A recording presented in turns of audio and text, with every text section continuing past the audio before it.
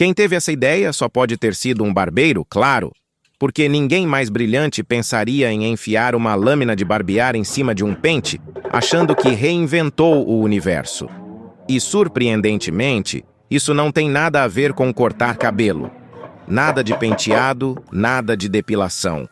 Aqui estamos falando da criação daquela ferramenta que todo eletricista secretamente deseja, mesmo que pareça uma daquelas gambiarras épicas que só funcionam por pura teimosia.